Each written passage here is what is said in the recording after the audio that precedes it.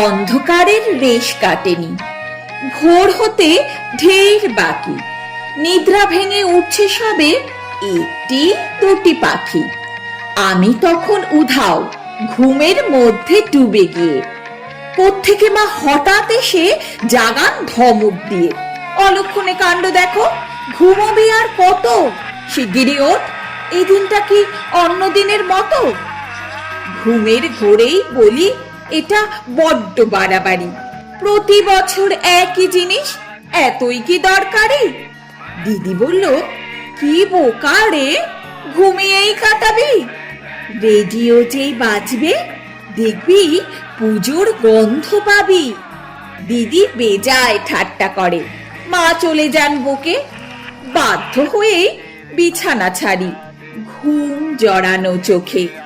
বাড়ির সবাই ব্যস্ত খুবই, সময় কি আর আছে। স্নান সেরে মা ততক্ষণে রেডিওটার কাছে। যেই না শুরু দৃপ্ত গলায় মহিষমর্দিনী, মনে হলো রক্তে সুর জন্ম জন্ম চিনি। সেই চেনা সুর, সেই উচ্চারণ, তবু প্রাণের তারে না জানি কোন জাদুর ছোঁয়ায় নতুন বারে বারে।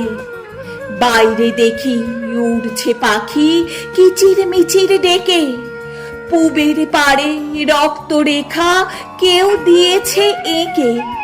ভোরের আকাশ, কোমল বাতাস, হরেক রকম পাখি, সবাই যেন বলছে, পুজোর গন্ধ পাচ্ছ নাকি।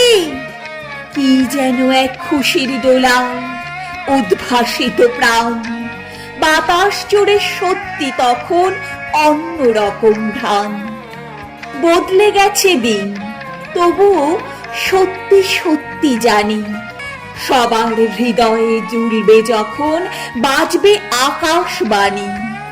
আজও বিরূপাক্ষ যখন ধরেন আশ্বিনের শারদ প্রাতে, দুয়ার খোলে বন্ধ হৃদয়ের।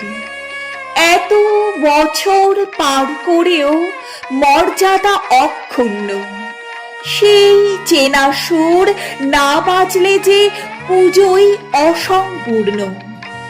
আজও কি এক খুশির ছোঁয়া জাগায় শিহরণ, বাজলো তোমার আলোর বেনু, মাতলো রে ভুবন।